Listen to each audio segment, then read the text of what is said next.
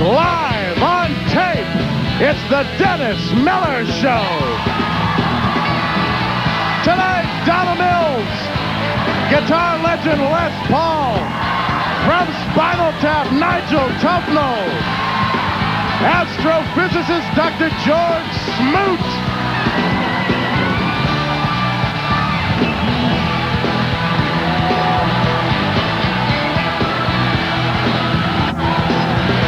and now, it's him.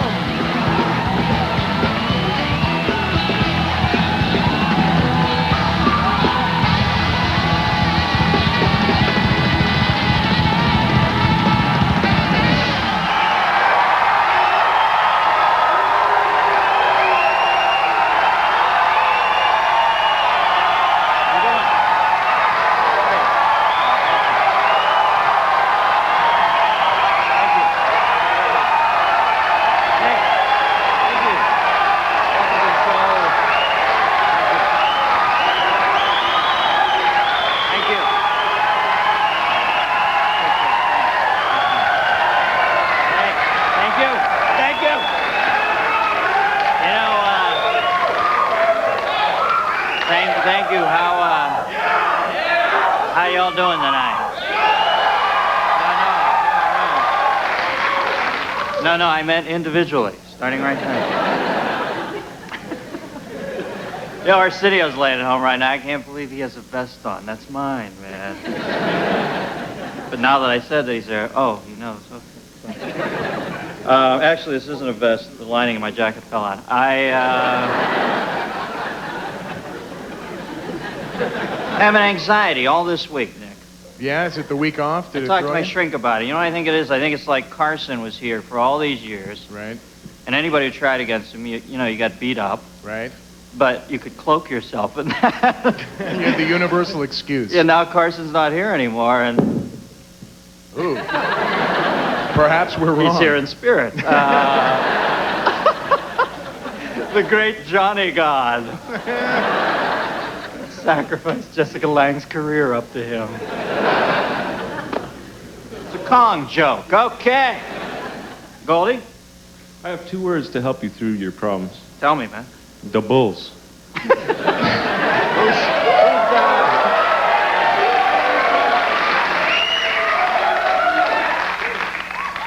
The Blazers. No, I'm a Bull fan. I'm a Bull fan. I went to the stadium last week and saw them in the 5th game against Cleveland, was it? Michael Jordan. I mean, just forget it. He's from another dimension. He is the, you know, Michael Jordan is the Les Paul of basketball players. Yeah! Les Paul. And of course...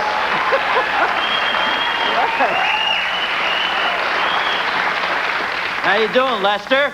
Great. Looking good, great. man. How you doing? Okay, we're going to talk a little later? Sure. I'll see you over there. Sure. All righty. Well, he speaks through his guitar. Okay, what's up in the world? Billy Clinton said yesterday that he would wait for the Perot luster to fade. You know, Bill, you wait too long, you're going to be playing that sax at the Holiday Inn in Little Rock, babe.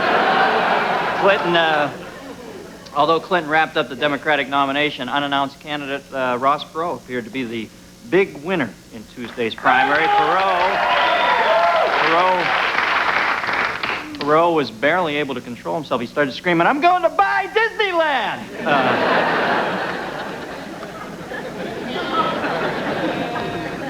So he could compare ear notes with Dumbo. Oh, listen, what a hard shot. Man, that's not that hard a shot. Take it easy. He's getting on Perot's ear. Stop him, man. He's got big ears. Reports show that fewer than 1 in 5 voters turned out for the primaries this year. Wow. Well, it actually figures, you know. Before Perot showed up, it was like choosing between an airline meal and hospital food. So, kind of an ominous note, though. You know, y'all think of Perot as an outsider. I do, too. But yesterday hired 2 top political guns to supervise his campaign. Former Carter campaign manager Hamilton Jordan and Reagan campaign manager Ed Rollins. That's a little ominous for me that he's bringing on pros like that. And there was a particularly embarrassing moment yesterday when Perot unveiled them to the press before removing their price tags. And it got a little dicey over there. President Bush gave a speech tonight, but the major networks wouldn't carry it live. Ouch! Ouch! Oh, man! That is so cold. Pretty soon we'll be seeing Bush late at night on those infomercials, you know. It's like, next up on Amazing Discoveries, the State of the Union address, then the Juice Man, you know.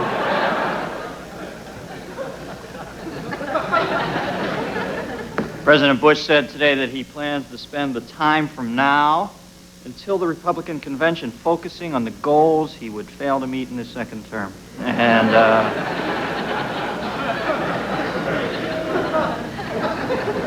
at the Earth Summit today, Bush still refused to limit auto emission standards, and instead he has stuck to his plan of planting $150 million worth of trees. You get the feeling Millie, the White House dog's gotten a little too much power over there, huh? Thank you.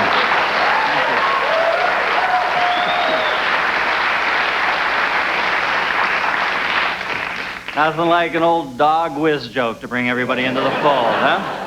Something we can all agree on. Amplify. I read a recent study that says it costs $80,000 to keep somebody in prison for 4 years, but only $24,000 to send them to college. You see what that means? We should turn all our colleges into prison.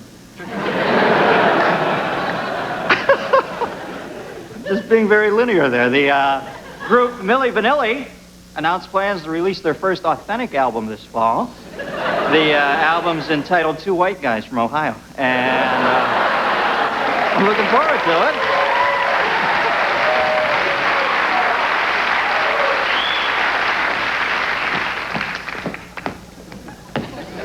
Milli Vanilli, the White House dog, pretends to hump your leg.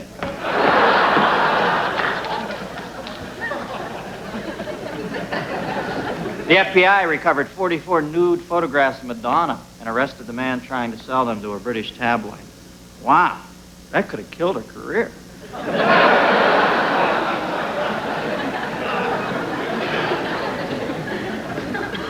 And finally, a couple in Tennessee had the embryo rights case decided Tuesday. Did you see this? They're both fighting over the frozen embryos, and they decided in favor of the husband, thus ending the Lego My Ego case. We've got a great show for you tonight. Thank you. Oh, thank you. You're so sweet. All right, we've got Donna Mills is here tonight. And we've got Les Paul is here. From Spinal Tap, Nigel Tufnel is here. And astrophysicist Dr. George Smoot. Goldie.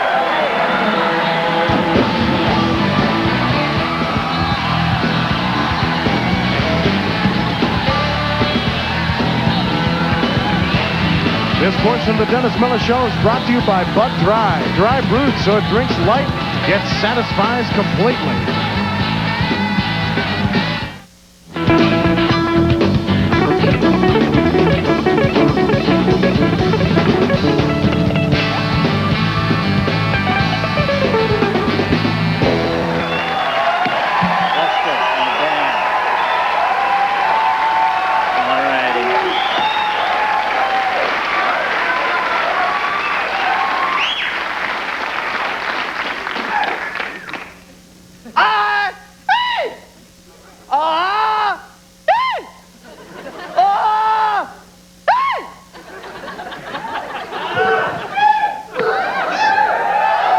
It's Monica Seles at the net.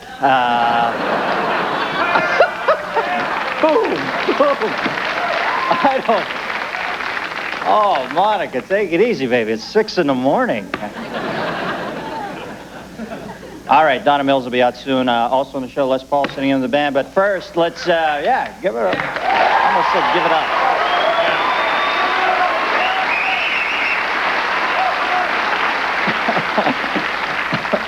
I almost said give it up for Les, but I'm not. Whoops. I'm not a give it up guy. Les Paul's in the house. How's about some nice applause for Les? Let's take a look at some facts that define our lives and run through a Miller's Index. Remember, the first figure is always an actual figure, and the second one, well, we take it, we twist a little, just so you're laughing, not at it, but with it. Help me, Les. Okay, percentage of women that say they believe in love at first sight, 57. Percentage that seem to change their mind the minute they meet you, 100. I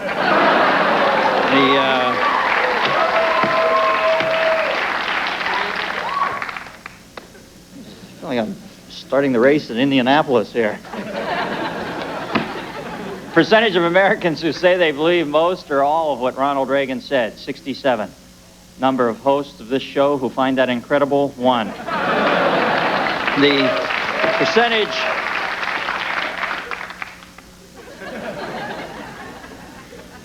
The Nehru's back, and I'm first on the list. Percentage of teenagers who lose their virginity in their own home, 54. Percentage of teenagers who lose their virginity in their own mind, 44. Percentage of Americans who say they have communicated with the devil, 10. Percentage who have him on speed dial, 3. 666. Price of a condom on the Moscow black market, $10. With fries, $10.50. Chances that an American, quote, always feels rushed, 1 in 3. Chances Come on, Dennis, let's go, let's go, let's move it.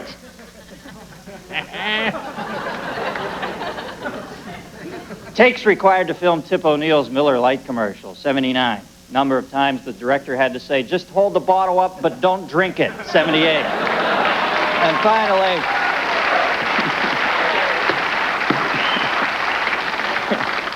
Tip's middle name is Over. And finally, estimated amount of glucose used by an adult human brain each day expressed in M&Ms, 250. Number of extra M&Ms Dan Quayle saves each day, 200. And that's the Miller's Index. The hoot, the holler. All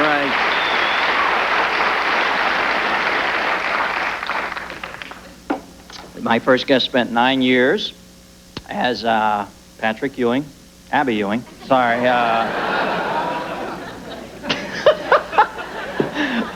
The centerman everybody loved to hate. The girl everyone loved to hate on the hit series Knots Landing. Ladies and gentlemen, Miss Donna Mills. Donna.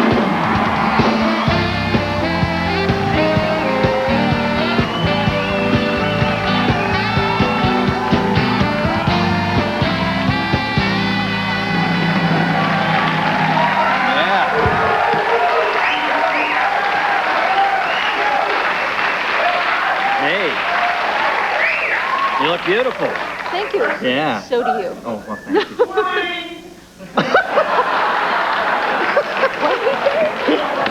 That's now a compliment in our culture. Do you know Wayne's World at all? No. Well, when Mike and when Garth and Wayne see a beautiful girl, they get little like simu erections where, well, then they go swing. It's like a man pulling his sword out of a Sword. So these 3 guys all in unison looked at you and said, swing. So, well, thank you. Thank you. It's a good thing. Let's,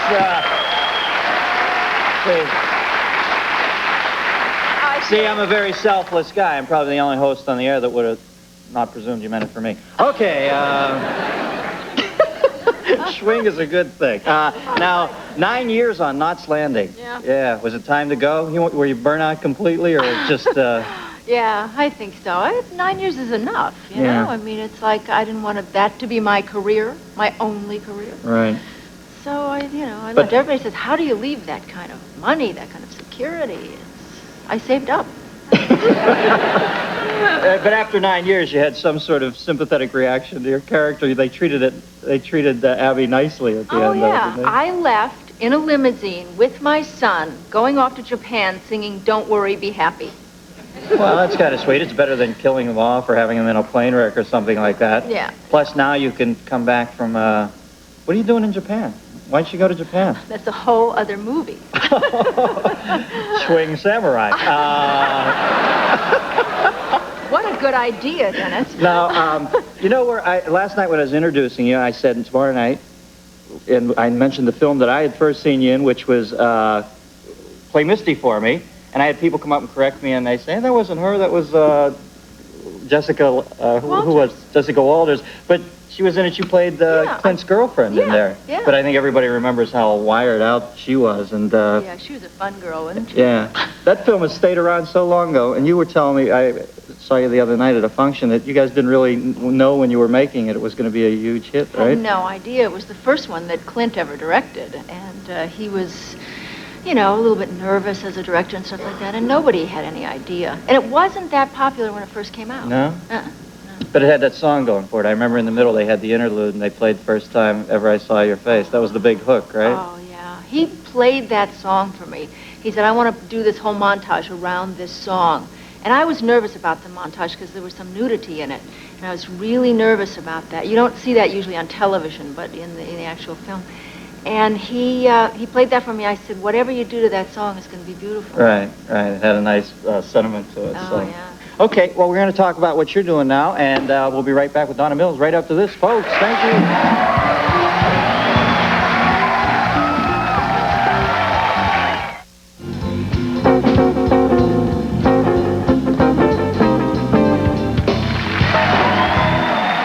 back. Donna Mills! And me. Okay. So, what are you working on now? You do a lot of these made-for-TV movies, don't you? Yes, I've seen you in a few of these. Producing them as well. I have a deal with ABC and for 3 movies and a pilot. Mm-hmm. I have offices. I actually go into an office most every day. And you have a little secretary? Secretary, director of development. I mean, it's like, I feel like I'm playing a role sometimes when I do it. I get dressed up and I go and I sit at a desk. But it's interesting. It's nice to be able to develop stories that interest me and I can really get a passion for. Well, you know, I'm executive producer of this show, and I don't know what the hell I do. But, so, somebody tell me somewhere along the line. No, you do a lot of the serious ones, though. That seems to be the general... The last 3 that I've done have been very heavy-duty ones. Runaway Father was one. In My Daughter's Name was the last one that I had on. They just seem to have come along for me, and there were subjects that really interested me and that I really believed in. Well, the Runaway Fathers thing is so heinous to me that I don't know if projects like yours prompted the heat that's been on these delinquent fathers lately, or it was vice versa, whichever came first, but... We were on last September. We were on the end of last September, and it sort of started. The woman who I portrayed had started some movement in Congress toward enacting enforcement of some of these laws. Yeah, we're talking about paying for your children after you get divorced. I mean... Yeah, I mean, it's a huge problem in this country, the men that don't. Especially since there are more divorces than marriages that stick together now. We have to figure out an effective way. I can't believe a dad could not want to give money to his kids. This just, I find this maddening. The woman that I portrayed, the man ran away, and even after 17 years, when she found him, 3 baby daughters, and he just walked out on him, changed his identity, did everything to keep from, accepting that responsibility. And he was living quite the nice life when they finally tracked him down, right? Yeah. Boy, how do you wake up with yourself? I'd go bad. I don't know. I mean, there's so many good men, like you, who are... Who divorce women and pay. and pay. No. But it's, it's a huge problem. Yeah. And, I'm glad if we did something to... Yeah, that would make you feel good. Yeah. But there's also the lighter side. Do you want to do you got a comedy project coming up or anything? Or do you always want to do these issue-oriented ones? No, as a matter of fact, I started out doing comedy, believe it or not, on the stage a long time ago. And then the first thing I did when I came to California was a comedy with Larry Hagman called The Good Life. This is before Jeannie? No, right after Jeannie. Oh. Yeah. And then I did about a year and a half ago, I did a comedy for CBS called The World's Oldest Living Bridesmaid. Mm-hmm.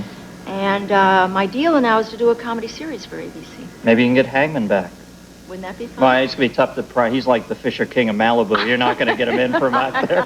He's marching around with He flags. was like that then. I saw him on the 4th of July once, and he is just like this completely free spirit out there. We would always know when he was coming in. For blocks away, he'd play a flute. He'd come in his jeans and his, overalls and his big hat and playing a flute at 5 o'clock in the morning. Yeah, just like me. Okay, Yeah. this is Donna Mills. We'll be right back with Les Paul. Thank you. Thanks, Donna.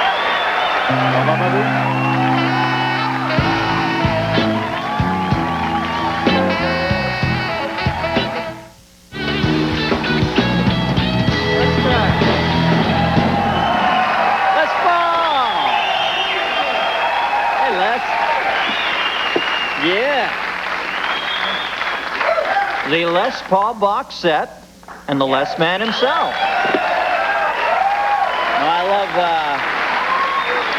I love this story. We're talking during the break that early on in 1948, you tell me, you were in a very bad auto accident where your wife next to you was unscathed, but you were really busted up.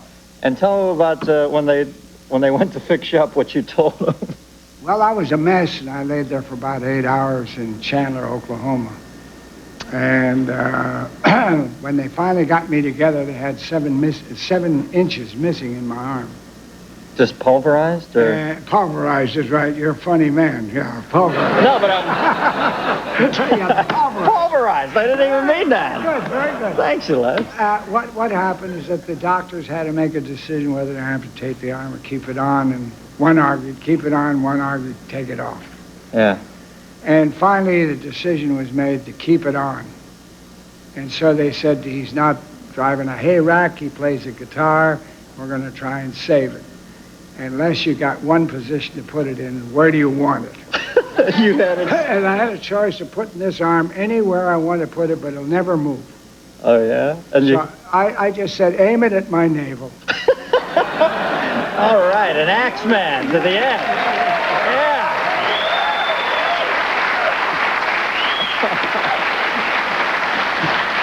Now, you said that sometimes difficulties in your life have a provident ending. How did the accident... Probably every one of them, Dennis. Everything that happened to me in my life, everybody says, well, that's terrible that you have so many tragedies in your life. Whether it's heart surgery, whether it's an electrical shock, or whether it's some brain tumor or back surgery or whatever it is, And I have a different look on it. My outlook is that it gives you a chance to slow down and think. In a lot of cases, it proves to be very beneficial to you to be able to slow down and say, am I playing this thing right? Am I doing the right thing? Would I be better off if I did something different than I'm doing? You can't do that when you're running so fast. I know. I think that here. I tell you the truth. Yeah, but I don't advise you to go out and have a car accident. No. Just so that you can get your act straight. No, right? a small scooter accident. That's the most I want. But I do. Times I think, boy, you get so caught up in it. You got to take a moment and look at what's happening. I want to ask you real quickly. We have a guest backstage, but I know a lot of these young guitarists think of you as like their honorary godfather in some ways. I know Eddie Van Halen speaks so highly of you.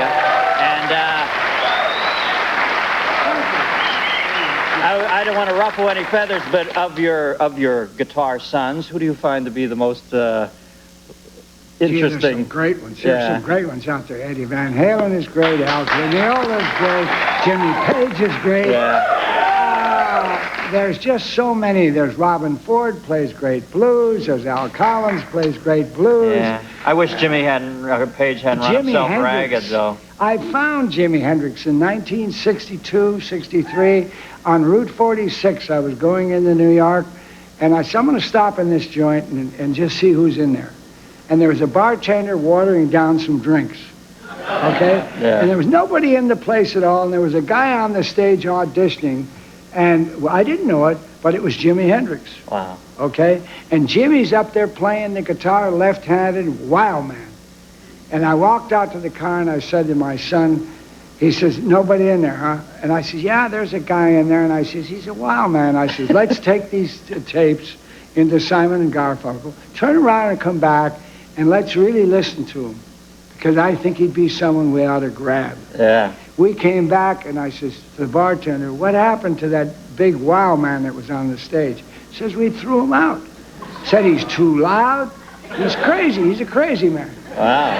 And they threw out one of the finest guitar players in the world. Yeah. So, yeah. Amazing. Yeah. Well, we've got, speaking of legendary guitarists, backstage, one of your all-time big fans, the brilliant lead guitarist from the legendary Spinal Tap, Nigel Tufnel, folks. Nigel!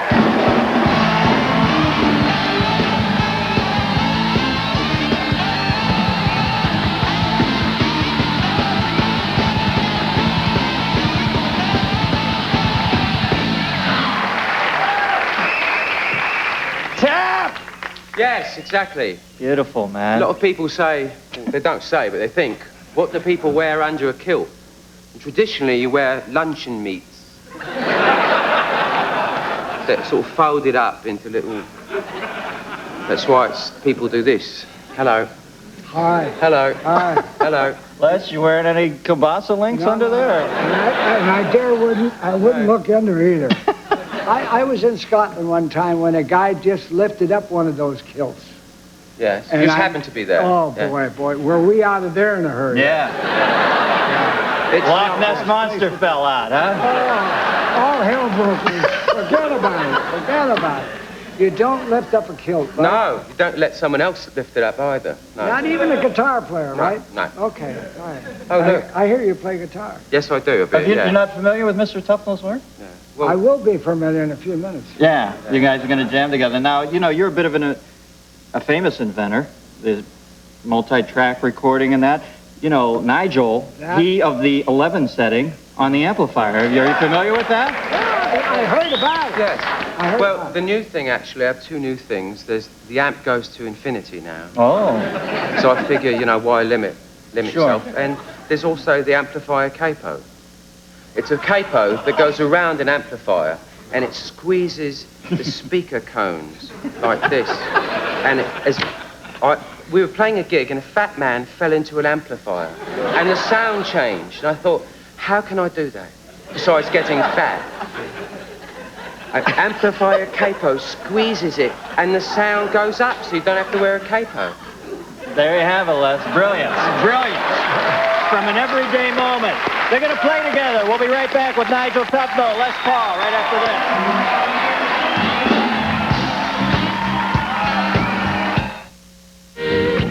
Welcome back, folks.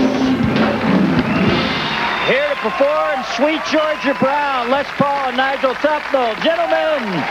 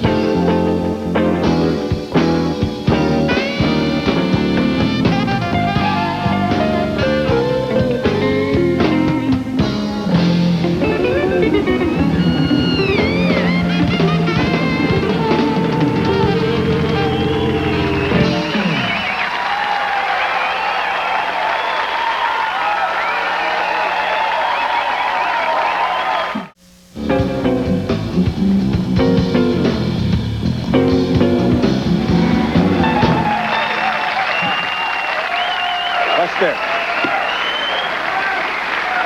Huh? Yeah. A He's master. got that very, it's like less is more. That's right. Huh? Tomorrow night, my guest will be Bob Saget from the video thing and the Two Little Girls thing. And, Sags, I'm kidding. From the Commish, Teresa Saldana. And I think that's the woman who was assaulted years ago. Yes, Remember it was. that? Yeah, she was also in Raging Bull. She was Joe Pesci's wife in that. Do you remember? Yeah, hard to forget that scene. Yeah. And director Nick Rogue. Also, the news of the week. So, Nick. Yes. How are you doing, sir? Well, Dennis, like the rest of America, I tell you, I've been on pins and needles waiting to get the results of the big vote. You mean Tuesday's primary? No, I mean, I'm talking about the big Elvis stamp vote. Oh, I see. Oh, yeah. As you know, Dennis, I'm a big fan of the Kings, and I've been quite anxious to see which stamp America will choose. Would it be the young Elvis, or would it be the older, more mature Vegas Elvis? Yeah. Well, the vote is in, and America chose the young Elvis, and I tell you, I couldn't be happier. Yeah. That's not the young Elvis. Show it again? They showed the wrong one. They showed the Hindenburg Elvis. Oh, the jelly donut. humanity. There he is. Yeah. Yeah! Who was cooler? You know, when he first came out of the woods and started doing that stuff, can you imagine? It must have been like Mind-boggling. a Whitley Strieber, a visit from another planet or something. Really, you think about who else was going, it was like Rosemary Clooney, How Much Is That Doggy was the hit song before he came out. He was the wildest, the king. And what do you think the next big stamp will I be? want to tell you something, Mr. Miller. You've been so good to me over the years that I kind of think of you as a king. So I propose to the U.S. Postal Service and to the American people a new stamp, the Dennis Miller commemorative stamp. Oh, that's very nice. Thank you, Nick. Thank you. And the people. Love it. They are with us. And the people seem to love it too. I think we're catching it's like a brush fire. It's going to sweep this nation. But I want to tell you something. I'm having trouble deciding which Dennis Miller to put on the stamp. So I thought we'd put it to a vote. Do you want the young Dennis Miller? Pretty nice. Pretty It looks like swinging. the Kabuki Dennis. You look like my little geisha girl. Or the older, more mature Vegas Dennis Miller.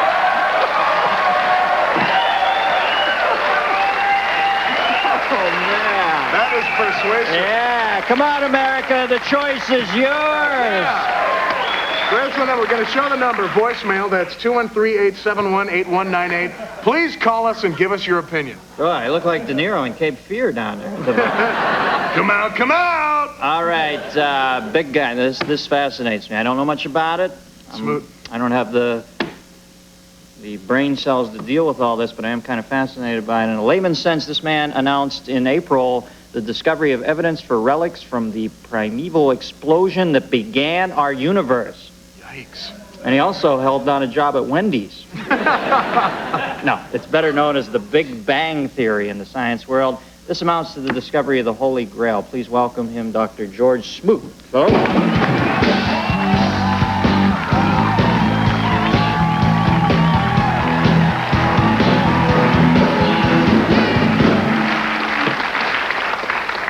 Now, Doctor, we've all heard of the Big Bang Theory, but few of us have actually gotten to do it. I mean, grasp it. And why don't you explain, in some sort of terms we can hang on to, what is meant by the Big Bang Theory? Well, the Big Bang Theory talks about how the universe began and evolved to what it is today. And it's a theory that said the universe went through a period of expansion. And a couple days after the announcement, I got a phone call and a letter, and this guy put in a poem, a minimalist poem, and he said, the universe once was an energetic little ball, a fraction of a proton tall. It blew apart and created all. So that's the minimalist theory, that the minimalist poem, that we started with some really tiny subatomic sized particle, and that was so energetic and came apart to be everything that we have in the universe today. And we still see the relic of that original explosion. We see it in a couple different ways. We see the stars out in the sky. Those stars are in big aggregations called galaxies, hundreds of millions of stars together. And those galaxies are moving apart. They're still moving apart. The universe is still expanding from the original explosion. We see that. We also see what we call the relic radiation from the Big Bang. When the universe was A relic radiation. Relic radiation, right. When the universe was very small, it was also very energetic and very hot. It's much hotter than the sun, and as it expanded, it cooled down. And when it got to the temperature of the sun, that radiation was released from interacting with the matter, and it comes to us now. And it's been cooled quite a lot, but it's still out there just 3 degrees above absolute zero. And so those are the things we had from the Big Bang before we made our discovery. Because every time we started looking out at the universe, we saw the material we're made out of. It was all clumped into planets and the stars into galaxies, and the galaxies into clusters of galaxies. And all the things were coming apart, and yet as we looked at the early universe, everything was close together but very uniform. And so the question was, how can you go from a universe that's expanding and very uniform to a universe that's expanding more slowly, but local areas have condensed? So you have expansion with contraction going at the same time. Well, what was your paradox. discovery exactly? What our discovery were what we call the seeds of the structure, the things that were left from the very earliest times that were just a little bit of irregularities in the matter to begin with. And those small irregularities pulled in the material around them, and that larger aggregation pulled in more and more material. And so we could clump into stars, and the stars clumped into galaxies. The stuff we see happens to be extremely large because we're looking out at the universe as a whole. The stuff that we see, we can show the picture of it if you like. Yeah, we have a picture on Still Story, I think. This is the actual picture that tipped you off. Now, explain what you saw. You know, I'm looking at this thing and my kid did an Easter egg. What did you see? Well, we have the problem, the same problem you have if you try and make a picture of the Earth. If you know the Earth is a sphere, and you can put the various things on the planet. Wait, put that back up, Dan. Yeah, you can you have the North America, South America, all the various continents on that. But now you want to show it on a TV screen or on a map. You have to flatten it out. The shape we chose is the egg shape because the sphere is closely related to the egg. So that's what we've done is instead of looking down at the Earth and mapping what the Earth looks like, we've looked out at the universe and mapped what the universe looks like. And what we've done is go and look as far as we can see. If you look to the sun, you're seeing what happened to the sun eight minutes ago. If you look out to Pluto, you're seeing what happened an hour ago. If you look to the nearest galaxy, the nearest star, you're looking at 4 years ago. What happened 4 years ago? The nearest galaxy, which is Andromeda, that's 1 million years ago. If you look as far as you possibly can see, it takes light 15 billion years to travel that distance. So you can see what the universe looked like 15 billion years ago. And it's interesting to think about, well, what are you seeing when you look out that far? You're seeing the universe when it was very young. And I gave a talk recently in Amsterdam, and one of the people that was there was 35 years old. And he said, it's hard to relate to 15 billion years, and when you took this picture, can you put it in human terms? Suppose the universe was my age, 35, because he just turned 35 that day. What if it's 35? How old was the universe when this picture is showing? 5 dog years. No, five human hours. Oh. Five hours in human years. And so the next day in the paper it read, this picture was shown, and in the picture was a bunch of Dutch words, and the only one I could recognize is baby photo. It's the baby photo of the universe. Yeah, this is what the universe looked like. Well, you know what? I've just talked to you for 7 minutes. No. I don't Can still it have be? a clue. I don't know how you. It's not that hard. No, I guess I'm just an idiot in this field, but No. It blows my mind. Now, do you really understand this, or do you think you understand this? It just seems. I'm not fencing. Obviously, you've got a lot more brain matter than me, but I can't get a handle on it. It's what happened is you go to parties and you tell people what you do, and they say, "Oh God, that makes my head ache." Yeah, you know, I look at an Escher print, I get diarrhea. Right. But wait a minute, you just had Nigel on. He just told you how the guitar that goes to infinity. Right? People can understand infinity now. Yeah. It's you're just not expecting to understand it, so you don't. So I limit myself. So you limit yourself. It's actually not that hard. There are some hard concepts, but if you break it down into little pieces, the things aren't so hard. And this is a great thing because this is a sort of a breakthrough for the public. The public is now really aware of the Big Bang. They've heard about it and so forth. Now they know to take the idea seriously that the universe started from a tiny speck, and the physics of the very small turn out to be the physics of the very large. Yeah. The things that we study and on the small scale on the Earth actually have something to do with the universe as a whole, that the universe did come from a little dense molecule. Region, and it turns out it's like deficit spending. It's like buying a house. You go to the bank and you borrow the money, and you buy a house. You still owe money. Your net worth is essentially zero. That's the same thing is true in the universe. That we made the whole universe by borrowing. Unfortunately, there are parameters to this conversation because I have time constraints, but I'd like you to come on again. Maybe you could, I wasn't trying to fence with you there. I just can't grasp it. It's weird. I'm just limited. We just have to explain it one All right. time. Well, thanks for coming on. Dr. George Smoot, we'll be right back, right after this.